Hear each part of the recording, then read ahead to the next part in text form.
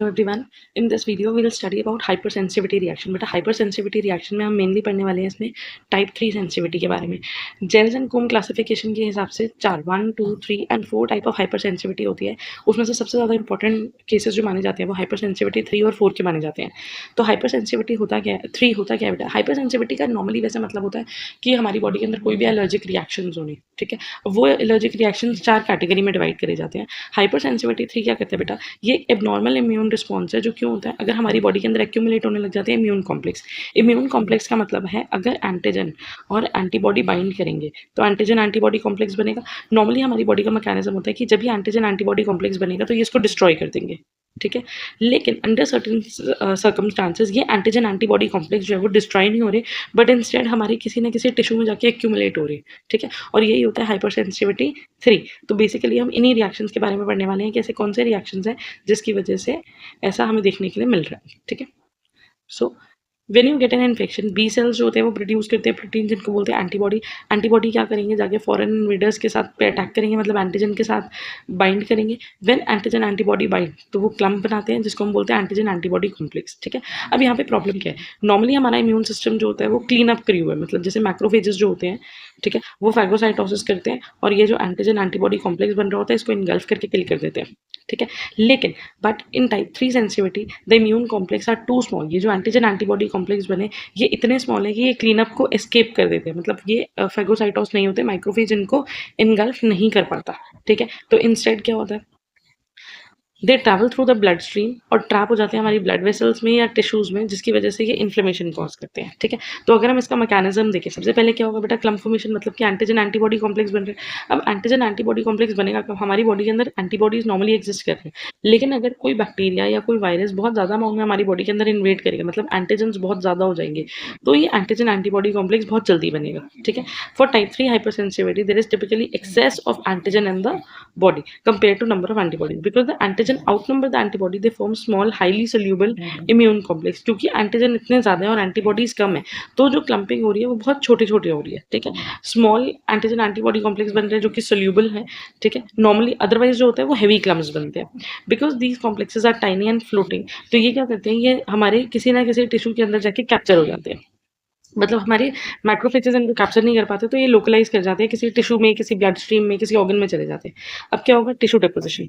These immune complexes float freely through the blood stream, ये blood के through float करेंगे और इवेंचुअली ड्रिफ्ट करके माइग्रेट करके या तो ब्लड के अंदर ही एक्यूमुलेट, मतलब ब्लड वेसल्स के अंदर एक्यूमुलेट होंगे, जिसकी अगर ये ब्लड वेसल्स के अंदर एक्यूमुलेट होते हैं तो क्या होगा, ये अगर हमारी ब्लड वेसल्स है और यहाँ पे एक्यूमुलेट हो गई तो कंस्ट्रक्शन ऑफ ब्लड वेसल्स, जिसकी वजह से नैरो चैनल्स की वजह से ब्लड प्रेशर इंक्रीज हो जाएगा, ठीक है.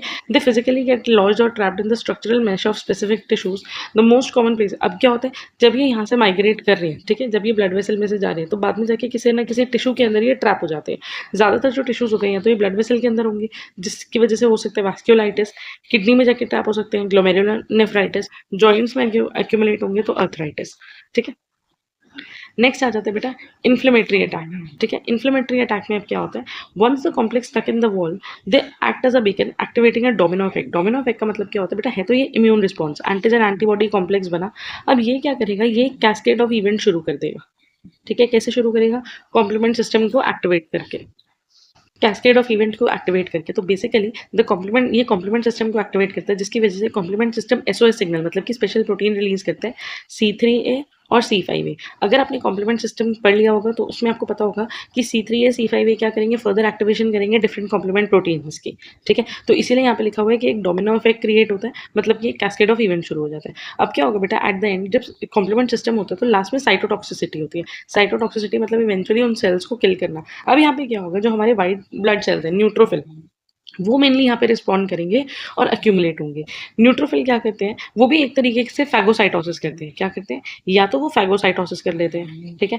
अगर फैगोसाइटोसिस नहीं कर पाएंगे, न्यूट्रोफिल कैसे होते हैं पता, मल्टी लोब्ड होते हैं, ठीक है, और उनके अंदर ग्रैन्यूल्स प्रेजेंट होते हैं. तो क्या होगा, वो बर्स्ट होंगे, अपने ग्रैन्यूल्स को रिलीज करेंगे और ये ग्रैन्यूल जो है वो टॉक्सिन्स को डिस्ट्रॉय कर, मतलब कॉम्प्लेक्स को डिस्ट्रॉय करेंगे. तो न्यूट्रोफिल जो होते हैं ये तो अटेम्प्ट करते हैं स्वैलो करने के लिए और डिस्ट्रॉय करते हैं इम्यून कॉम्प्लेक्स को. However because the complexes are glued firmly to the tissue, the neutrophil can not engulf them. तो पहले तो वो ट्राई करेंगे कि फैगोसाइटोसिस कर ले, लेकिन फैगोसाइटोसिस नहीं हो पाएगी तो न्यूट्रोफिल क्या करते हैं, स्प्लिट आउट दिए टॉक्सिक कार को, मतलब बेटा उनके जो ग्रैन्यूल्स है ना न्यूट्रोफिल के, वो रिलीज करते हैं, ठीक है, जिसमें होते हैं इंक्लूडिंग डिस्ट्रक्टिव डाइजेस्टिव एंजाइम्स, जिसमें बहुत पावरफुल हाइड्रोलिटिक एंजाइम्स प्रेजेंट होते हैं, जैसे ग्रैनजाइम्स वगैरह, ठीक है, जो उस साइट पे एक्ट करेंगे, वो एंटीजन एंटीबॉडी कॉम्प्लेक्स को तो किल करेंगे, लेकिन अब ये टॉक्सिन्स जो हैं वो होस्ट हेल्दी टिश्यू के अंदर भी होल्स क्रिएट कर देंगे। मतलब क्या हुआ बेटा, यहाँ पे कोई टिश्यू था, ठीक है, इस टिश्यू के पास यहाँ पे अगर हम देखें बहुत सारे एंटीजन एंटीबॉडी कॉम्प्लेक्स जो थे वो एक्यूमुलेट हो गए, ठीक है।